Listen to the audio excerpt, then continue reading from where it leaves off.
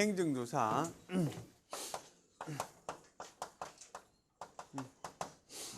행정조사에는 권력적인 행정조사하고 비권력적인 행정조사가 있다, 그죠? 예. 이 중에서 법적인 관심이 많은 부분은 권력적인 행정조사야, 그지? 예. 그래서 권력적인 행정조사하고 관련해서 몇 가지. 영장주의의 적용 여부. 예. 두 번째, 예. 진술 거부권을 행사할 수 있느냐. 예. 세 번째는 강제. 예. 예. 거부에 대한 강제가 가능하냐. 이렇게 세 가지가 논점이다. 그치? 자, 영장주의. 영장주의는 원칙적으로는 무슨 절차입니까? 얘는 형사 절차야, 그지? 예. 그래요. 영장주의가 존재하는 이유는 뭡니까? 이거는 인권보장이 존재 이유잖아, 그지? 예. 그러면은 권력적인 행정조사에는 영장주의가 적용이 될 것인가? 적용이 되겠어요, 안 되겠어요? 적용이 된다. 긍정설, 부정설. 예. 긍정설, 부정설의 이 견해는 있잖아. 강제를 공부할 때의 내용하고 같습니다. 적시강제할 때 부정설은 어떤 입장을 취했어요? 영장주의는 형사 절차의 한 모습이다, 그지? 그렇기 때문에 행정 절차에는 적용되지 않는다는 거고요. 긍정설은 행정조사에서도 권리 침해가 이루어진다면 영장주의를 부정할 이유가 없다는 거지, 그지? 그래서 절충설. 행정조사에서도 권력적으로 이루어지는 경우에는 권리 침해가 예정되니까 영장주의를 적용시키는 게 좋겠다. 다만 그것이 행정의 목적을 이루는데 방해가 된다면 안 되겠다. 뭐 이런 이야기지, 그지? 자, 그 다음에 진술거부권. 진술거부권은 사실은 영장주의하고 이렇게 관련이 되는 겁니다. 그지? 우리가 미란다 원칙이라고 들어봤잖아, 그지? 그죠? 미란다 원칙이라고. 미란다 원칙이 뭡니까, 이거 이야기할 때 미란다 원칙을 제시할 때 진술을 거부할 수 있다는 걸 밝혀주잖아, 그지? 그래, 진술거부권도 있잖아. 진술거부권이 긍정적이라는 입장은 영장주의 긍정적인 입장, 이 부정적인 경우는 이렇게 서로 이렇게 연결이 되는 거다, 그지? 진술을 거부할 수 있다. 진술 거부권 우리 형사 절차에서는 뭐라고 불러요? 묵비권이라고 부르는 거지. 그래요. 그 다음에 강제할 수 있느냐? 이것도 이제 긍정설과 부정설이 있겠지. 근데 사실은 요거하고 요건 조금 뉘앙스가 달라. 진술을 거부할 때 강제할 수 있느냐? 강제할 수 있느냐에 대해서는 거부 부정설이 다수의 견해다, 그지? 그래요. 뭐 특별한 거 없고요. 그 다음에 행정조사 기본법이라는 게 얼마 전에 만들어져서, 그지? 2007년도에 행정조사에 관한 기본법이 만들어졌어. 원래 기본법이라는 거는 선언적인 규정이 많고, 그죠? 그 다음에 뭡니까? 정책적인 방향을 밝혀주는 것들이 많지. 그래서 뭐 특별히 설명할 건 없어요. 자, 그래서 오늘 할 거는 행정벌합니다, 그지? 행정벌.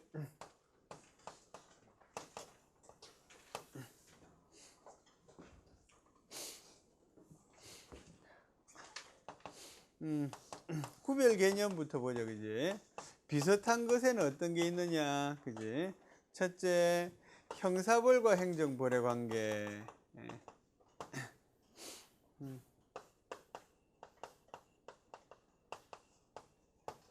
우리 배웠듯이 행정벌에는 행정형벌이라는 게 있다, 그지?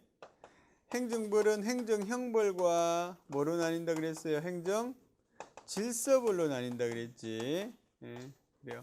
요 행정형벌이라는 거하고 형사벌은 어떻게 다르냐, 그지? 여기서 보통 형사벌은 있잖아. 일반 형사벌을 말하고요. 행정형벌은 구체적으로 좀 설명하면 이거는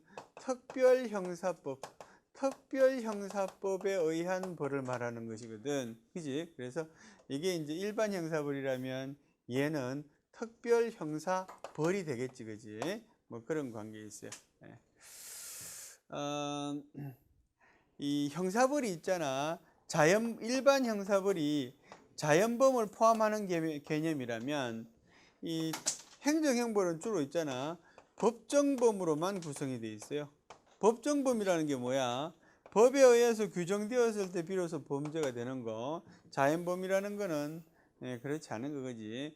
실정법에 근거 없이도 범죄라고 말할 수 있는 거. 자연법 원리에 근거한 범죄를 말하는 거지, 그렇지? 두 번째는 뭐하고 구분해 볼까? 징계벌이라는 거하고 구분해 본다, 그렇지? 징계벌은 뭐야? 요거는 행정조직 내부에서 발생하는 그런 제재지, 그죠? 요거는 뭡니까? 특별 권력 관계를 기반으로 한다, 그지? 특별 권력 관계 또는 특별 행정법 관계를 기반으로 하는 그런 벌이고요. 그래서 행정조직 내에서 퇴출시키거나 아니면 뭐 행정조직 내에서 일정한 벌을 가하는 거지, 그지? 참고로 있잖아. 참고로 징계에는 중한징계와 경한징계가 있어. 중징계라 그러지. 중징계에는 파면이라는 게 있고요. 해임이라는 게 있고요. 정직이라는 게 있어요. 정직도 중한징계야. 그죠? 정직은 있잖아. 1월에서 3월까지 쉬는 걸 말합니다. 그죠? 쉬는 기간에 봉급 나오겠나 안 나오겠나? 나옵니다. 3분의 1이 나옵니다. 봉급은 3분의 1이 나와. 그 다음에 이제 경한징계가 있어. 경징계에는 뭐가 있겠어요? 봉급이 깎이는 감봉이라는 게 있고요. 그 다음에는 뭐가 있는가 하면 견책이라는 게 있어요. 요게 이제 법령상의 징계입니다. 법령상의 징계. 그 다음에 요 밑에 있잖아. 사실은 하나 더 있는데 경고라는 게 있어요. 경고. 요거는 행정규칙상의 징계입니다. 요거는 규칙상 징계. 행정규칙상 징계. 얘는 뭐라고? 이건 법령상 징계.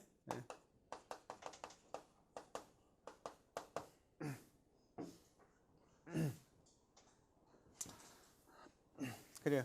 징계벌과 이제 행정형벌. 얘는 특별행정법 관계, 행정벌은 어떤 관계? 행정벌은 일반 통치권에 기한 일반 권력 관계 속에서의 벌이지, 그지? 이런 점이 다르고요. 징계벌하고 관계에서 또 있잖아. 만약에 여기 보세요. 자, 공무원이 수뢰했어, 그지? 수뢰. 뇌물을 받는 걸 수뢰라 그러지. 뇌물을 주는 것도 죄가 되나? 죄가 되지, 그지? 그건 정뇌라 그래. 정뇌. 뇌물을 주는 건 정뇌. 뇌물을 받는 거는 수뢰. 뇌물을 수증했다 그래. 그래서 어쨌든지 뇌물을 받으면 징계의 대상도 되고 벌의 대상도 되겠지, 그지? 근데 있잖아. 여기서 기억해야 될 점은 이 벌을 받게 되더라도 벌과 징계의 관계는 있잖아요. 이게 견연성이 없어요. 견연성이라는 건 뭡니까? 이거에 연동되지 않습니다. 그지? 여기서 무죄를 받아도 벌할 수 있고요. 또 벌하는데도 불구하고 여기서 징계를 뭐 안 할 수는 없겠지만 어쨌든지 얘하고 얘는 관계는 없어. 그래서 이 수사, 그지? 수사기관에서 수사가 이루어지는 중에서도 징계는 할 수 있어, 그지? 다만 뭐 때는 할 수 없어요. 감사원에서 수사하거나 조사하는 기간 중에서는 징계할 수 없도록 이렇게 돼 있어요. 자, 그 다음에는 집행벌. 집행벌은 뭐에 하나였어? 집행벌은 뭐에 하나야? 강제 집행이 하나잖아, 그지?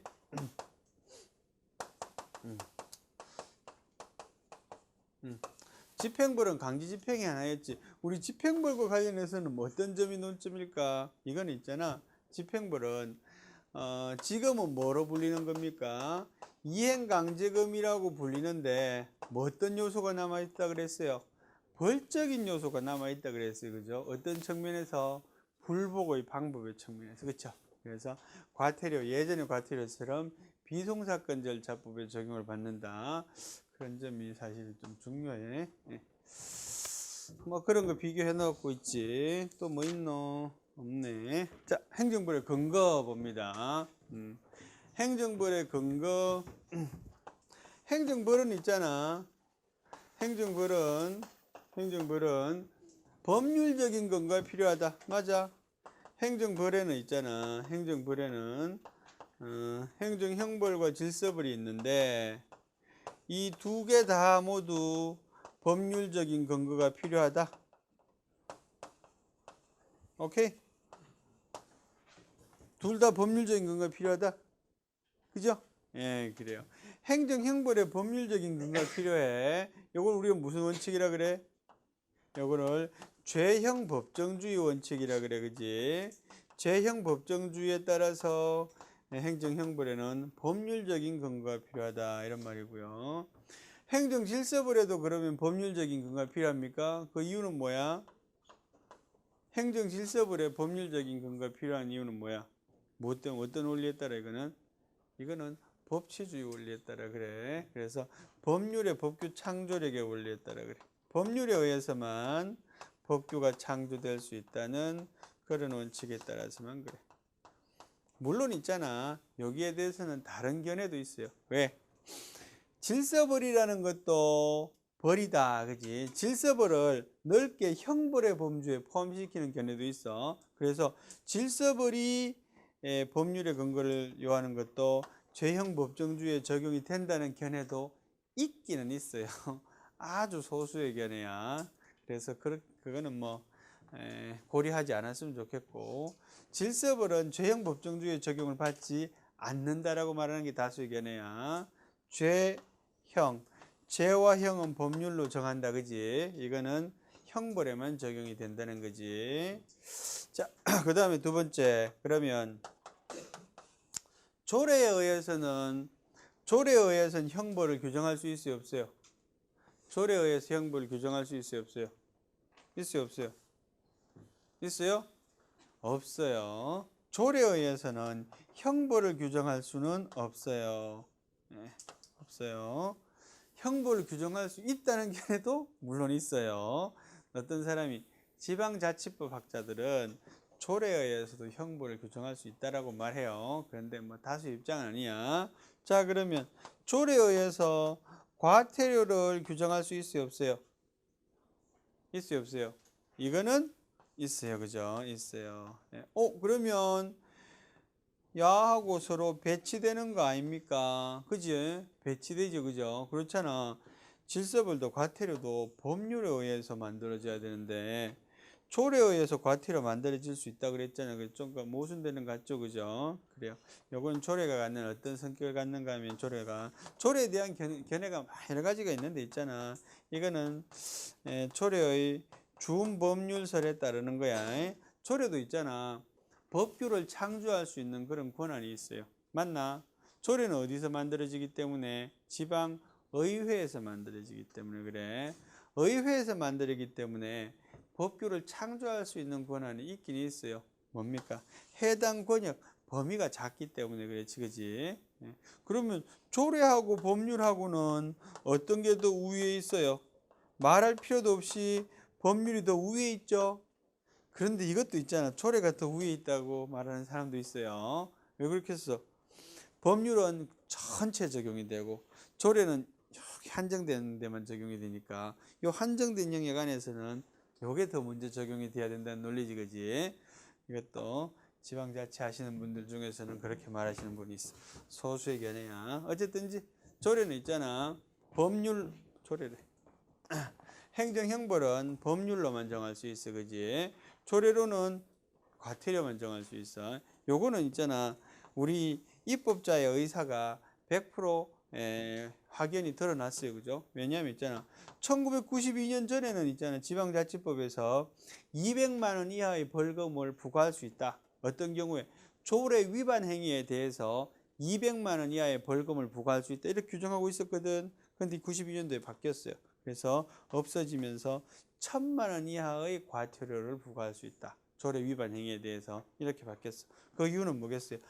형벌로 하는 데는 있잖아. 조금 형벌을 조례로 정하도록 하는 것은 죄형 법정주의에 반하는구나, 이런 반성을 하게 된 게 아닐까, 학자들은 이렇게 해석하는 거지. 자, 그러면 있잖아, 법규명령으로는 형벌이든 질서벌이든 창조할 수 없어요. 법규명령으로는. 조례하고 다르잖아. 법규명령은, 그지? 조례는 법규를 창조할 수 있는 힘이 조금은 있다. 왜? 의회에서 만들어지니까. 법규명령은 행정에서 만들어지니까 그럴 일은 없는 거고요.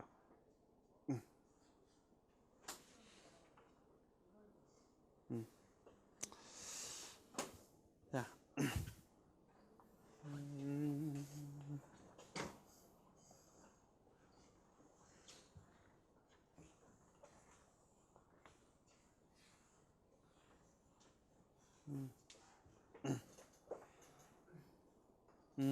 그래. 자, 형벌은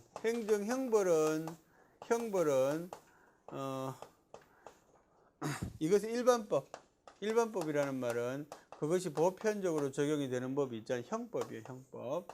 형벌은 형법이 적용이 돼요. 질서벌에는 뭐가 적용이 되는가 하면 질서 위반 행위 규제법이 적용이 돼요.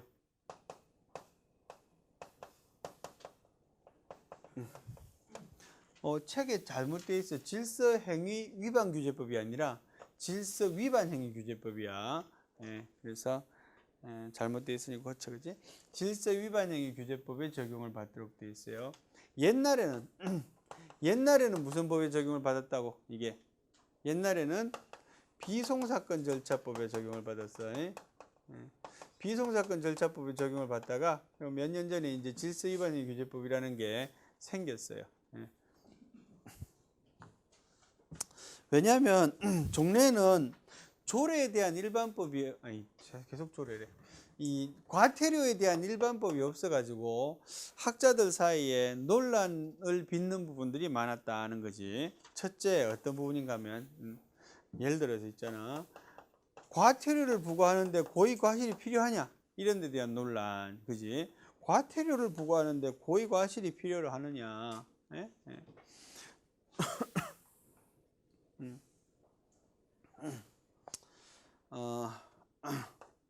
그 다음에는 귀속의 문제,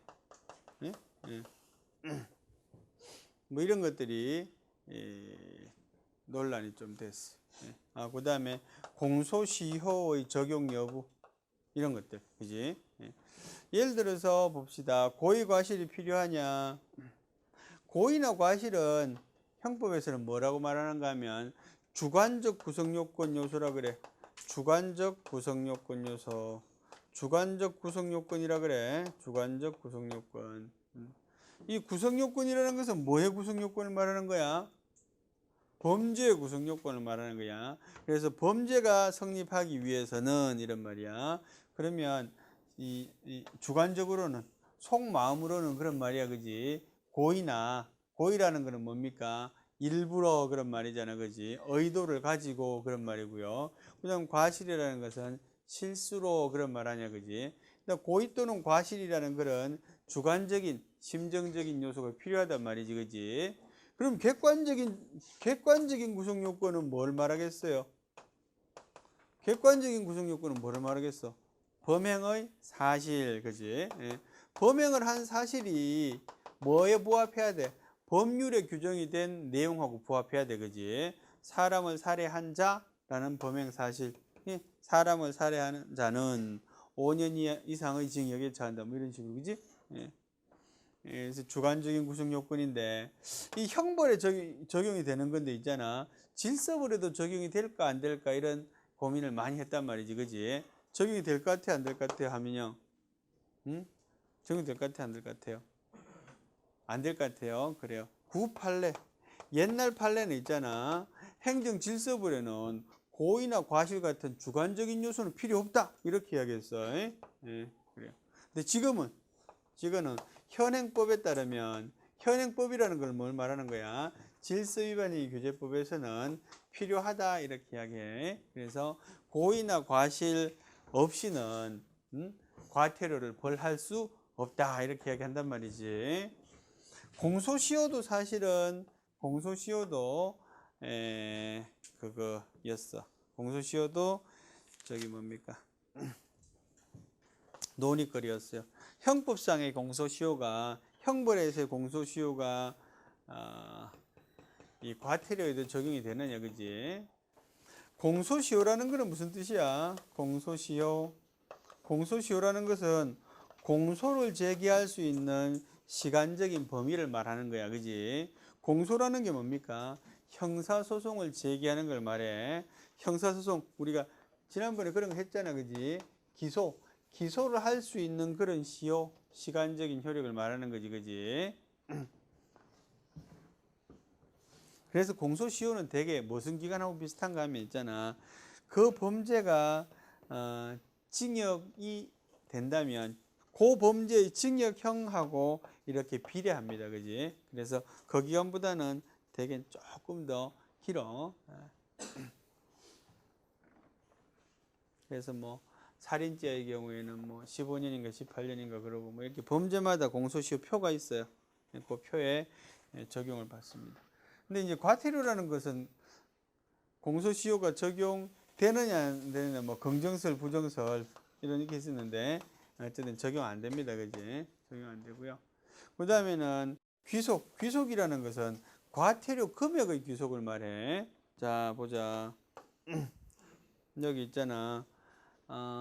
한양대학교 여기 병원 후문 사거리에 불법 주차했어, 그지? 그래서 과태료를 부과하게 됐어요. 불법 주차 과태료는 누가 부과하게? 불법 주차 과태료는 누가 부과할 것 같아요? 예? 구청장이 할 겁니다, 아마. 구청장이. 주차 과태료는 경찰이 하지 않고 구청장이 하지. 예. 요즘은 있잖아요. 이 도로교통법 위반 과태료나 범칙금 부과는 아주 많이 합니다, 그지? 작년보다 오늘 아침 뉴스 들으니까 작년에 도로교통법 위반해서 걷어들인 뭐 범칙금 이런 게 500억 정도, 올해는 900억. 그래요. 복지하려니까 돈이 많이 필요하면 바람직하지 않아. 어쨌든지. 자, 구청장이 이제 하는 건데 있잖아. 구청장이 과태료 부과해서 갑이라는 사람이 불복했어. 불복하면 뭐 어떤 재판을 한다고? 여기 질서위반행위 규제법에 따른 과태료 재판을 하게 돼요. 과태료 재판을 했는데 있잖아. 이 갑이 기각됐어. 패소했단 말이야. 쉽게 말하면 그지. 그러면 이 과태료는 어디로 귀속이 될까? 어디로 될 것 같아요? 원래는 뭡니까? 구청장이 부과했으니까 이거는 성동구청으로 귀속이 되겠지, 그지? 그래요. 근데 소송을 해서 기각이 되면 어디로 가는가 하면 국고로 귀속이 됩니다. 그러니까 이 지방자치단체 입장에서는 내 돈인데, 그지? 결국 원래는 국가로 가버린다, 그지? 국가로 가버리는 이유는 뭐야? 제일 큰 이유는 재판을 이런 거거든. 근데 좀 설득력이 떨어지지, 그지? 그럼 비용 쓴 거 하고 돌려주면 되잖아. 근데 안 돌려줍니다, 그지? 근데 지방자치단체로서는 사실 과태료 수입이 꽤 커요. 예. 전국 지방자치단체 다 합치면 말이야, 정말로 많은 돈이 되겠지, 그지? 몇 천억 될 거라면 전국 지방자치단체 과태료 다 합치면. 하여튼간에 이런 논의를 거쳐서 있잖아. 이런 논의들을 거쳐서 뭘 만들었는가 하면 질서위반행위 규제법이라는 법을 만들게 되었다, 이런 거지. 요것의 모델은 뭔가 하면 독일의 질서위반법이라는 법이 있어요. 독일의 질서위반법. 근데 우리나라도 요거 비슷한 법률이 있기는 있었지, 옛날부터. 경범죄처벌법이란 말 들어봤어요? 경범죄처벌법이 사실은 요런 법이야. 요런 법인데, 경범죄처벌법은 과태료를 벌하는 법이 아니고요. 형벌을 벌하는 법이었어요. 그래서 주로 뭡니까? 구류, 벌금 이런 것들을 과하는 경미한 경범죄, 가벼운 범죄란 말이야, 그지? 가벼운 범죄를 처벌하는 법, 그지? 그게 이제 질서위반의 규제, 질서위반법 비슷한 건데 독일에 이거 독일 거란 말이지, 그지? 그래서 여기 있는 규정들을 많이 따와서 우리나라가 질서위반의 규제법이라는 걸 만들었어. 그래서 제목도 좀 더 길잖아, 그지? 그래요. 자, 그 다음에 이중처벌의 문제.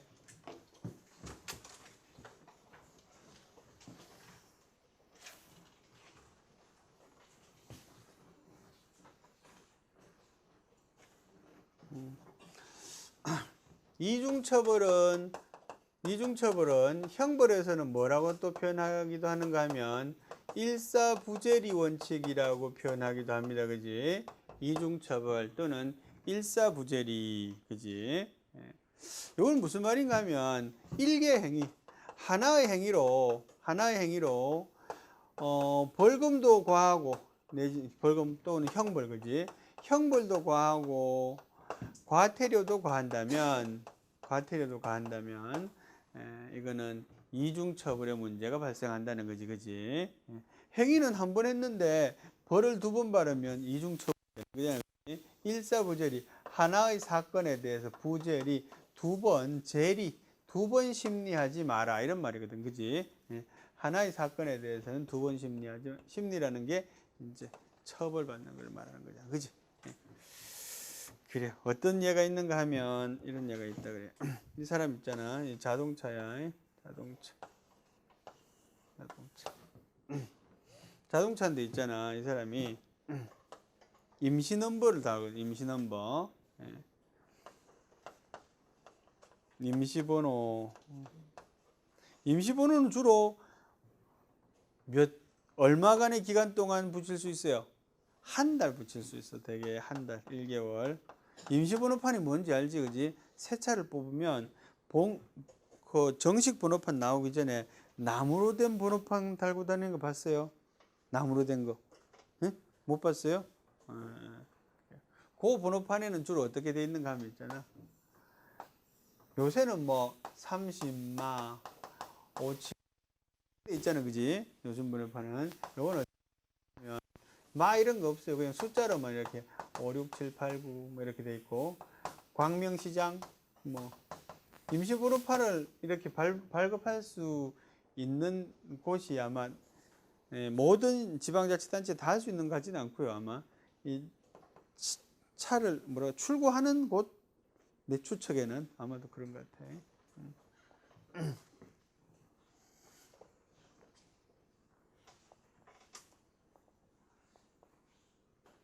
옛날에 어떤 개그맨이 있잖아. 광명시장 이렇게 해서 접촉사고 났다는 거 아니야, 그지? 광명시장의 차인 줄 알았다는 거지, 그지? 박명수가 개그 프로에 나와서 깜짝 놀랐대. 자, 어쨌든지 이제 한 달이 지나기 전에 뭡니까? 정식 번호판으로 타야 돼. 정식 번호판을 갈아 끼워야 되는 거지, 그지? 근데 있잖아, 한 달이 지나도록 정식 번호판을 바꿔 달지 않으면, 그지? 그러면 이게 아마 네, 지금 정확히 책을 봐야지 아는데, 하나는 이게 벌금 사항이고 있지. 하나는 요거는 또 임시번호판을 달고 다녔다는 이야기는 아직 차량 등록을 하지 않았다는 이야기거든. 그래서 등록 위반, 미등록, 요게 벌금 사항인 모양이다. 요게 과태료 사항이고, 그지? 그래서 이 사람이 임시번호판을 달고 다니다가 1개월 넘도록 정식 번호판으로 안 받고 계속 달고 다니면 벌금도 받을 수 있고 과태료도 받을 수 있는 상황이 되는 거지, 그지? 그래서 요거는 이중처벌 아니다라는 거지, 그지? 자, 요즘에 일단 쓰고, 요즘은 뭔가 하면 처벌의 목적이 동일한가 여부. 처벌 내지 부과의 목적이 동일하다면 이중처벌해서는 안 된다는 거지, 그지? 얘는 목적이 동일해야 안 돼. 달라. 이 등록 위반하고 있잖아. 그 임시번호판 유효기간을 지나서 달고 다니는 거, 그거는 별도의 거라는 거지, 그지? 그러니까 다른 경우 있을 수 있잖아요. 이 사람이 차량 등록은 된 상태인데 이제 이 번호판이 멸실이 돼서 새로 번호판을 필요로 하는 경우에도 어떻게 임시 번호판을 달 수 있는 경우도 있겠지, 그지? 뭐 그런 경우에는 등록 위반은 적용이 안 되겠지, 그지? 뭐 그런 말이야. 그래서 요 이중처벌의 문제에 관해서는 있잖아, 기본적인 입장이 헌재와 대법원이 다른 것처럼 대부분의 교과서에서 나와 있어. 그런데 그렇지만 않아, 사실은. 대부분 교과서는 어떻게 설명하는가 하면, 이 대법원에서는 이중처벌이 아니다, 이런 입장을 취하고 있는 것 같고, 헌재에서는 이중처벌이다, 이렇게 취하고 있는 것처럼 기술이 되어 있지만 실제로는 그렇지 않습니다. 요지는 뭡니까? 본래의 부가 목적이 동일한가, 그지? 그렇다면 이렇다는 거지, 그지? 그렇다면 이중처벌에 해당된다는 거지. 대법원은 저런 표현은 없어. 저런 표현은 없고요. 이중처벌이 아니다, 그지? 어쨌든지 입장은 다르지 않다, 사실은, 그지? 실제로는 똑같은 동일한 입장이다라는 거지, 하고 싶은 이야기는. 그래요. 그래서 책에는 이제 두 가지 사례를 들어놓고 있어. 뭐 두 가지 다 비슷해. 나중에 읽어보시고. 자, 그 다음에 행정, 형벌과 질서벌의 구별. 아까 했던 거. 고의 과실이 필요하냐, 그런 거지. 주관적인 요소에는 고의하고 과실이 있는데 있잖아. 고의가 중요하겠어요? 과실이 중요하겠어요? 고의가 훨씬 중요하다, 그지? 형벌에서는 있지. 고의가 없으면 벌할 수가 없어요, 그죠? 뭡니까?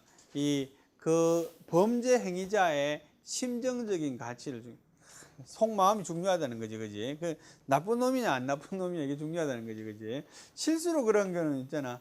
실수로 그렇게 한 죄는 잘 처벌하지 않는다 그랬지, 그지? 그래서 과실을 벌하는 경우는 법에 한정이 되어 있어요, 그죠? 한 6가지 정도로. 고의는 모든 범죄에 다 적용이 돼요. 어쨌든지 고의 또는 과실이 필요한가 필요하지 않는가, 아까 말한 것처럼 종래에는 판례로 써 있잖아.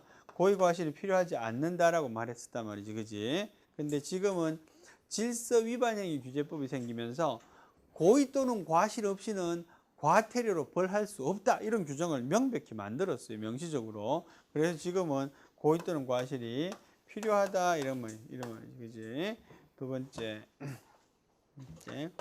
법인의 범죄 능력.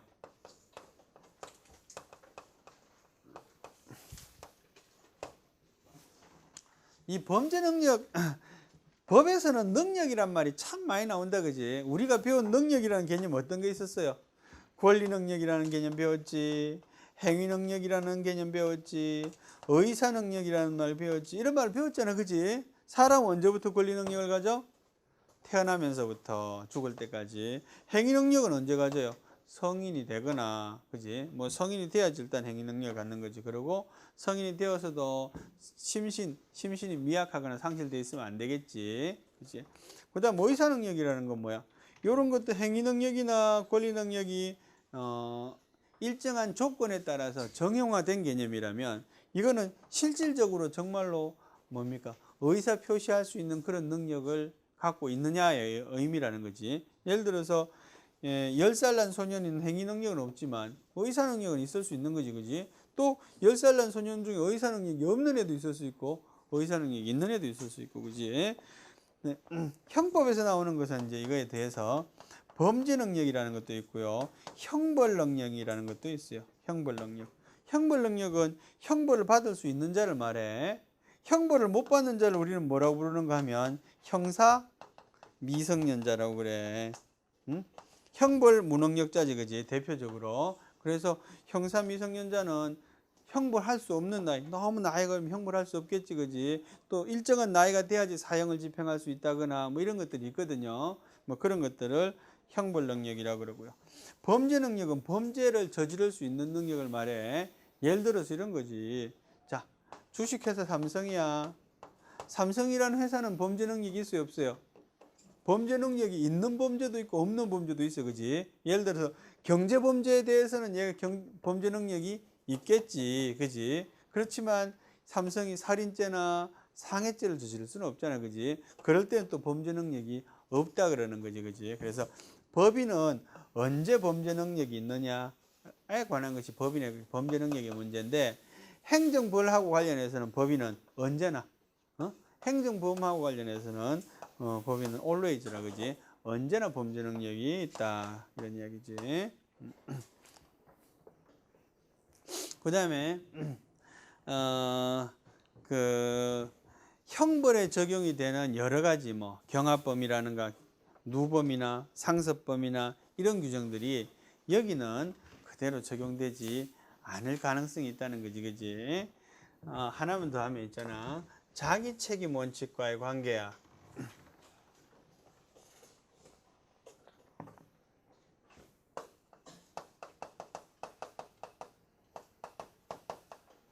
자기 책임 원칙이라는 것은 형법에 더 잘 적용이 되겠어요? 아니면 행정법에 더 잘 적용이 되겠어요? 예를 들어서 형사벌에 더 엄격하게 지켜지겠어요? 아니면 행정벌에, 행정질서벌에 더 엄격히?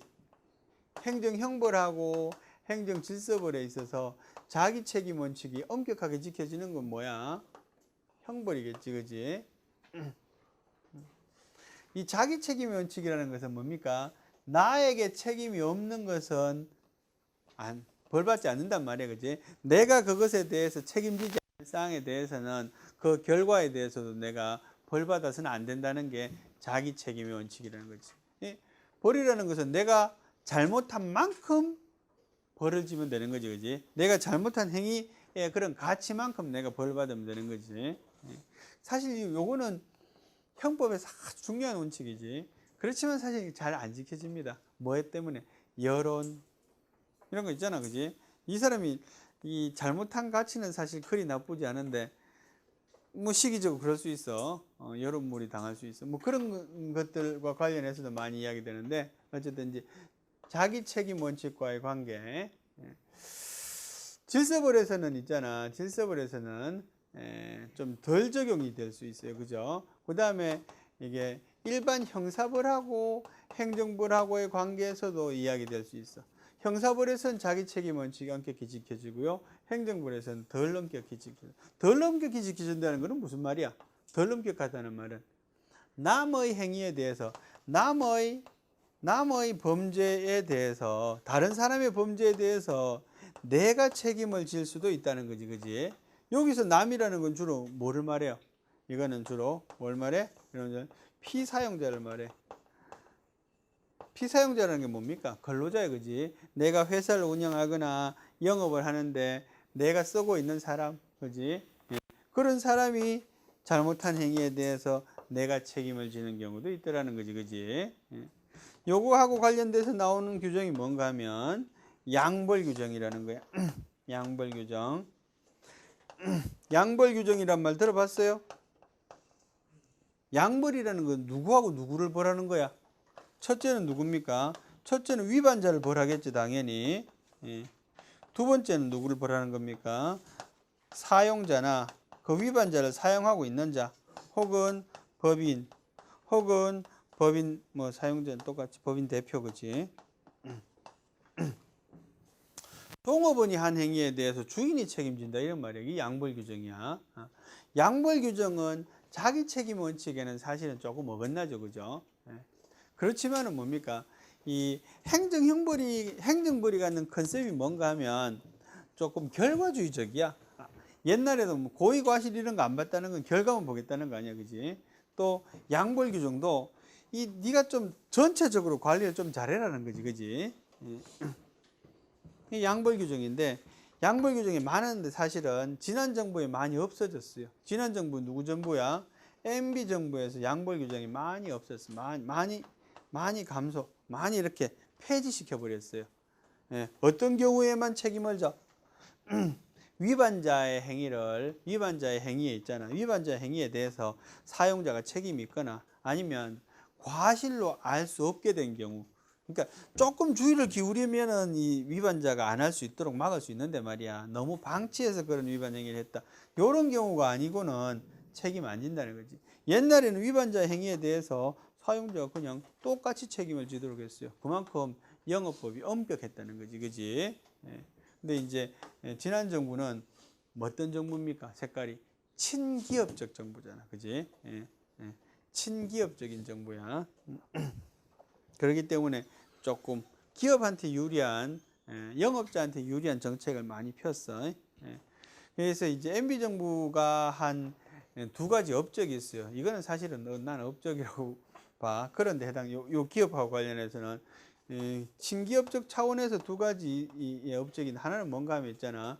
이 형벌을 과태료로 전환하는 작업을 많이 했어요. 예, 많이 했고요. 그 다음에 양벌 규정을 많이 폐지했어요. 이 두 가지가 MB 정부에서 한 거야. 그래서 기업하는 사람들한테 많이 유리하게 된 측면이 있는 거지, 그렇지? 사실은 이런 방향은 뭐 정부의 색깔을 떠나서 바람직한 방향이라고 봐. 또 법이 발전하는 방향이기도 하고.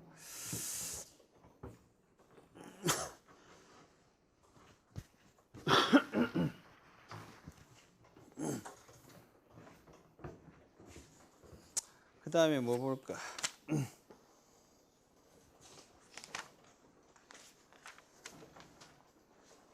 다 했고요. 행정벌의 과형 절차.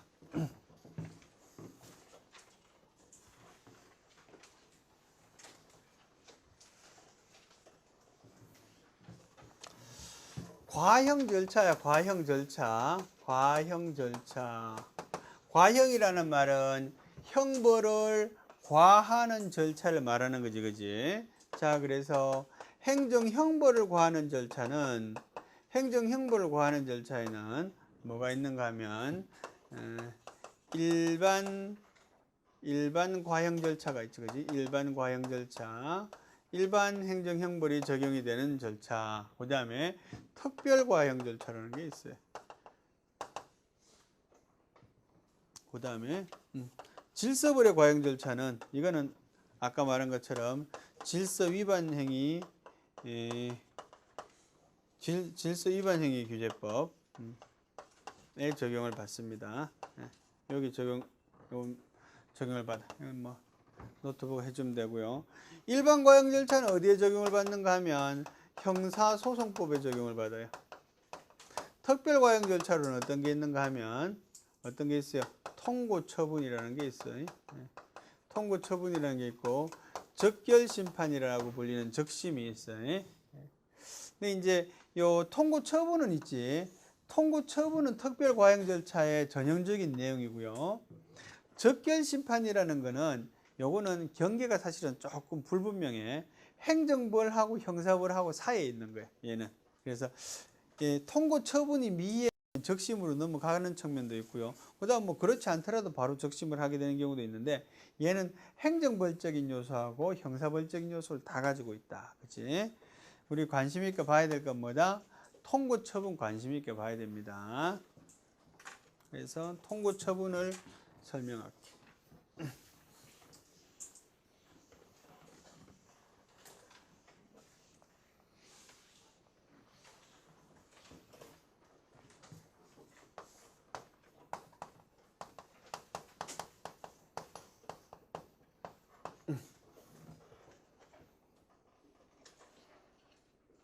자, 통고처분은 있잖아. 우리가 몇 가지 이제 알아둬야 될 요건들이 있는데, 통고처분은 어떤 행위에 대해서 부과하느냐, 그지? 대상을 일단 알아둬야 되고요. 그 다음엔 불복 절차를 알아둬야 돼. 세 번째는 처분성 여부 알아둬야 돼. 처분성 여부는 무슨 말이야? 처분성이라는 거는 뭡니까? 항고 쟁송의 대상이 되느냐, 그런 말이거든. 그지? 근데 얘는 처분이라고 이미 붙어 있거든. 그러면 통고 처분은 처분이냐, 이런 말이야. 그지? 좀 이따 답하겠지만 처분이 아니다의 답이 있는 거지. 자, 그런 걸 이제 하면 된단 말이지. 그지? 통고 처분은 다른 말로는 있잖아. 범칙금 제도라고도 해요. 범칙금 제도라고도 하고요. 우리나라하고 일본하고 있는 제도야. 근데 사실은 있지. 교과서에 보면 우리나라하고 일본만 있다 그러는데 꼭 그런 건 아니야, 그지? 나라마다 똑같은 제도는 없는 거지. 유사한 제도가 있는 거, 그지? 뭐 미국과 뭐 없겠어. 비슷한 제도가 다 있는 거지. 다만 기본적인 모습이 조금 출발점이 조금 다를 수 있다는 거죠. 자, 대상은 있잖아. 통고 처분은 모든 행정 형벌에 대해서 적용이 되느냐? 아니다라는 거지, 그지? 모든 행정 형벌에 대해서 적용할 수는 없다는 거지, 그지? 그래서 적용의 대상이 있잖아. 좀 한정이 되어 있습니다. 어떤 게 있는가 하면 볼까요? 첫째, 어디에 하는가 하면 통고 처분이 범칙금이니까 통고 처분이 제일 많이 존재하는 데가 어떤 범죄겠어요? 교통사범이라 그래. 도로교통사범이 제일 많다. 그지? 두 번째는 조세범이나 관세범. 세 번째는 출입국 관리사범. 요런 한 서너 가지 영역에 한정이 돼 있어, 그지? 한정이 돼 있어. 한정이 돼 있고 있잖아. 원래 뭐를 해야 되는 행위인가 하면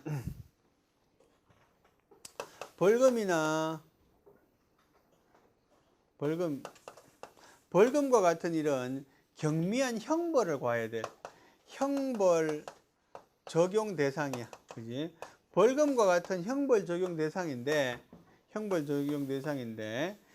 형벌을 적용하기 위해서는 우리 뭘 필요해요? 형사법원의 판결을 거쳐야 돼.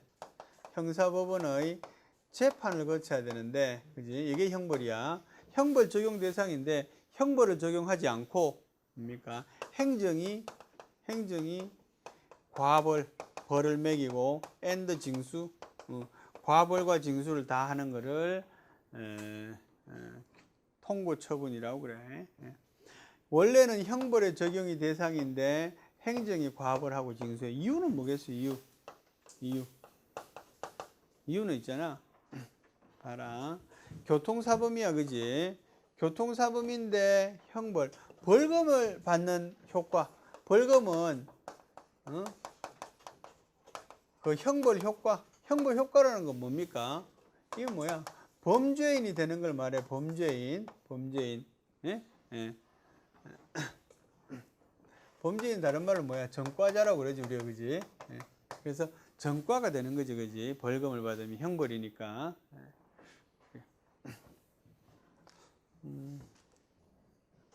경기도 뭐 동물원에서 있잖아. 물개가 도망쳐가지고 그런 뉴스가 있어서, 그지? 잡혔대. 걔 이름이 뭔지 알아요? 물개 이름이 범이야. 범이.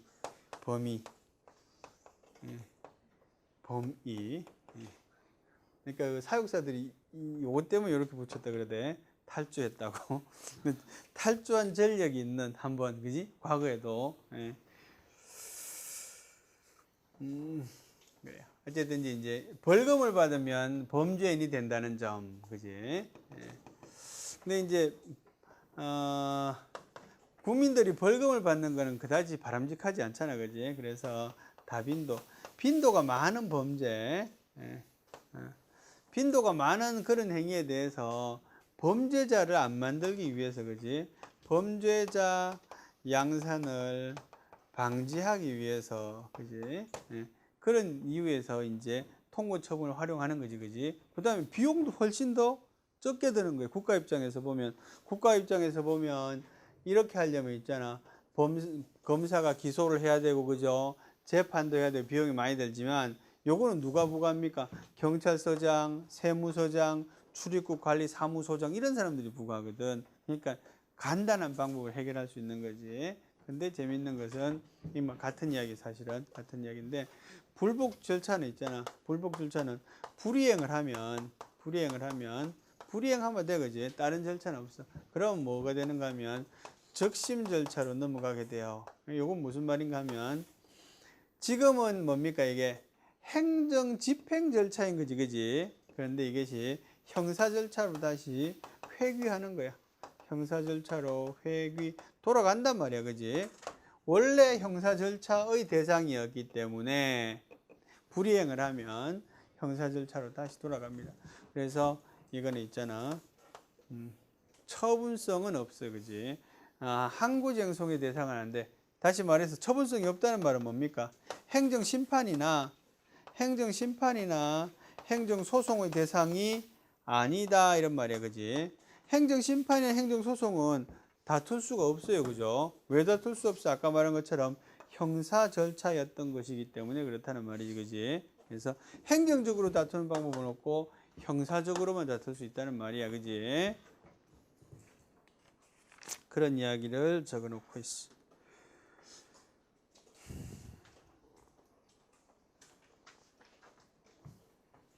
자, 다 했어. 다 안 했어. 적심은 330페이지 보니까 20만 원 이하의 벌금이나 그 다음에 과료나 구류에 해당되는 거. 과료는 있잖아. 과료는 재산형이야. 벌금하고 비슷한 거야. 구류는 신체형이야. 자유형이야. 구속시키는 거야. 그지? 기본적인 개념 알아두고 20만 이하의 벌금이나 과료, 구류에 해당되는 행정형벌은 적결심판, 약식기소. 약식기소라는 것은 무슨 말이게? 약식기소는 벌금을 과한다는 뜻이야. 그지? 벌금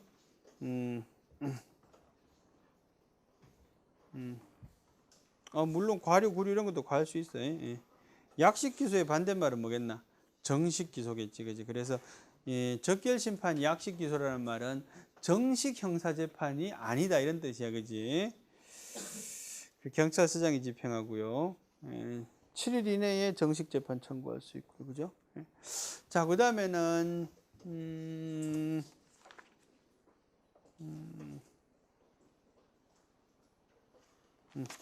그 다음에 이제 질서위반행위 규제법의 내용을 대강 보는데 몇 가지만 참고할 만한 사항만 이야기를 하겠습니다.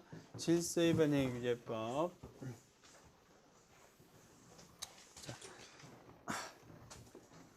맨 앞에는 어떤 이야기가 나와 있습니까?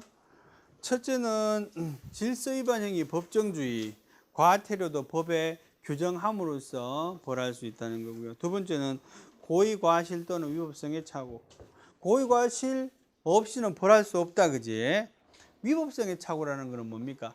이런 행위가 벌해지는 행위인지 몰랐을 경우에는 벌하지 않는다 이런 거야, 그지? 근데 나는 몰랐어요. 이렇게 통하는 건 아니야. 합리적인 이유가 있어야 돼. 형법에도 있어요, 그게. 위법성 착오. 자기 행위가 범죄가 되는 것을 몰랐다는 거지. 죄가 되지 아니하는 것을 오인한 행위는 그 오인에 정당한 이유가 있는 경우에는 벌하지 아니한다. 과태료 부과 절차는 관계행정청이 부과하며 열흘 동안의 진술 기회를 준다, 그지? 자진 납부자에 대한 감경 20% 깎아주는 거 있어. 지금 있어.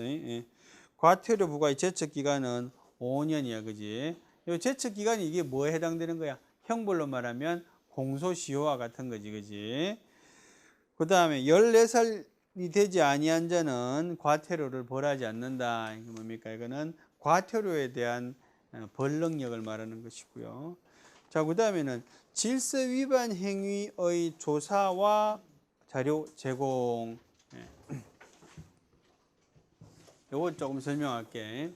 질서 위반 행위 규제법에 보면 이런 게 있어요. 다른 행정기관에 과태료를 부과하고 징수하기 위해서 다른 행정기관에 자료를 요청할 수가 있어요. 예를 들어서 있잖아. 갑이라는 사람이 과태료가 500만 원이 체납이 됐어. 500만 원이 체납이 돼서 과태료가. 그런데 과태료 안 내고 있단 말이지, 그지? 그러면 요 과태료를 납부해야 될 행정기관에서 뭘 하고 싶겠어요? 이 사람이 정말로 재산이 있는지 없는지 알아보고 싶지, 그지? 재산이 있는지 없는지를 알아보려면 어디 가서 알아보면 제일 쉬워요? 세무서에서 알아보면 제일 쉬워요. 왜냐하면 세무서에서는 이 사람의 소득의 상황과 이 사람의 재산 상황을 알 수 있거든. 소득 상황에 따라서 뭘 냅니까? 소득세를 내지 재산 상황에 따라서 재산세를 낸단 말이야. 세금을 어떤 근거로 부과했는지를 알면은 그지? 이 사람의 재산 상황을 알 수 있으니까 재산 상황을 알게 되면 뭘 할 수 있어요? 체납 처분하는 거지, 그지? 압류를 하게 된단 말이야. 압류해서 공매를 하는데 미리 뭘 알아야 된단 말이야? 재산 상황. 그걸 알기 위해서 뭡니까? 과세 자료를 요청할 필요가 있는 거지. 그지? 과세 자료를 요청할 필요가 있는데 질서위반행 규제법에서는 사실은 그런 내용을 미리 적어 놓고 있어요. 그래서 다른 행정기관에 대해서 이런 과태료를 부과징수할 수 있는 자료를 요청할 수 있다. 그지? 요청할 수 있다고 해서 있잖아. 이런 아까 말한 뭐 구청이나 시청에서 세무서에다가 과세 자료를 요청했어요. 근데 세무서에서는 안 된다 이렇게 이야기하는 거지. 안 된다. 왜 안 된다고 되어 있는가 하면은 이 국세징수법이야. 정확한 법률이 뭔가 하면은 국세기본법 그지. 국세기본법 제81조의 3, 81조의 13에 보면 이런 게 있다는 거지. 이 세무관청에서는 있잖아. 이 납세자들의 정보를 잘 보존해야 돼. 이게 보호해야 된다는 거지. 그 정보를 함부로 어디다가 이렇게 자료 제공하면 안 되고 이렇단 말이지, 그지? 그러면 국세기본법 규정하고 질서위반의 규제법 규정하고 서로 충돌이 되는 측면이 있는 거지, 그지? 네. 그러면 어떤 식으로 따집니까? 어떤 게 더 일반법이냐, 어떤 게 더 특별법이냐, 어떤 게 더 신법이고, 어떤 게 더 국법이냐 이렇게 따진단 말이야, 그지? 그렇게 따져보면 될 텐데 일단은 굳이 그렇게 따진다면 이게 이제 뒤에 만들어진 법이긴 하다, 그지? 일반법, 특별법 관계는 좀 따지기 어려울 것이고. 그런데 어쨌든지 이게 서로 간에 의견 충돌이 일어나니까 법제처에서 유권 해석을 했어요. 법제처에서 한 유권 해석은 뭔가 하면 세무서는 과세 자료를 제출하지 않아도 된다라고 한 거예요. 왜냐하면 있지. 왜냐하면 과세 자료라는 것은 대단히 민감한 자료입니다. 그지? 대단히 민감한 그런 데이터인 거지. 그지? 그렇기 때문에 함부로 줄 수 없어요. 그래서 과세 자료를 줄 수 있다라고 말하려면 어떤 과세 자료를 누구한테 줄 수 있는지를 법률에서 구체적으로 밝혀줘야 된다는 거지.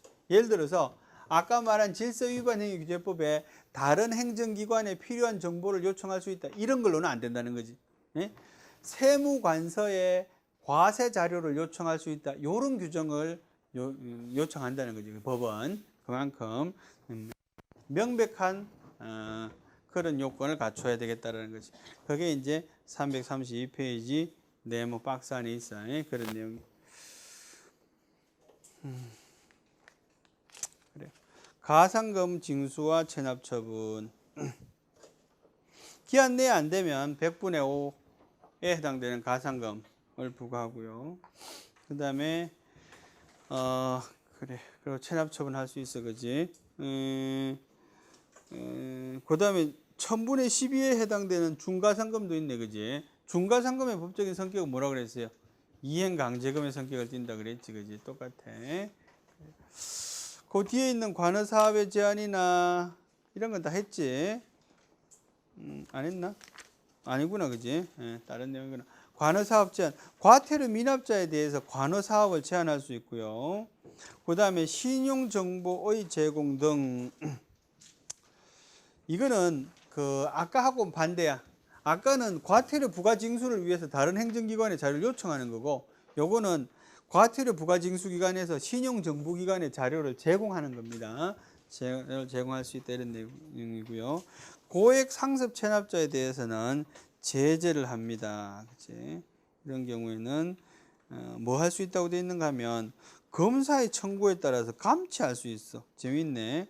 과태료를 3회 이상 체납하고 체납일로부터 1년이 경과했으며 그 금액이 1천만 원이 넘으면 검사의 청구에 따라 감치할 수 있다. 감치가 무슨 말인지 알아? 감치? 감은 뭘 말해요? 구치감을 말하는 거야. 치는 가둔다는 말이야. 그지? 구치감에 가둘 수가 있다는 거지. 그지? 예.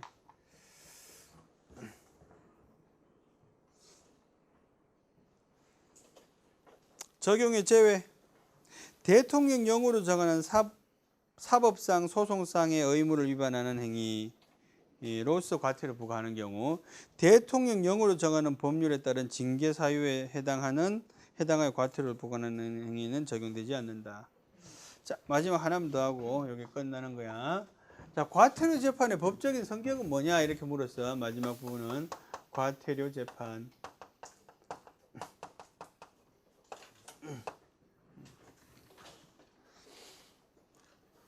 질서위반행위 규제법이 규정이 되고도 과태료 재판이 어떤 성격을 갖는가에 대해서는 어디에도 규정하지 않고 있기 때문에 학자들 간에 조금 뭡니까? 논란이 있었다, 그지? 이게 행정소송이냐? 만약에 행정소송이면 이게 항고소송이야, 당사자소송이야? 예? 뭐 이런 논의도 있을 거예요, 그죠? 예. 결국은 행정소송이 아니다라는 거고요. 이거는 뭔가 하면 비송사건이라는 거지. 비송사건 소송의 한 유형이라는 거예요. 예. 비송사건 소송의 한 유형이다. 그래서 질서위반행위 규제법에서는 과태료 재판에 관해서 비송사건 절차법의 전용을 준용하도록 하고 있어요. 상당 부분의 규정이. 예. 그래서 그런 내용이 있어. 예. 이 질서위반행위 규제법에 대한 내용들은 조금 지엽적이지만 이렇게 책을 한 번씩 쭉 이렇게 읽어볼 필요는 있어. 그래서 어떤 내용이 중요한 내용으로 다루어지는지 확인해 보기 바랍니다. 새로운 의무형 학부수단 지난번에 했지, 그지? 그래요. 여기까지야. 일단 수고했습니다. 네.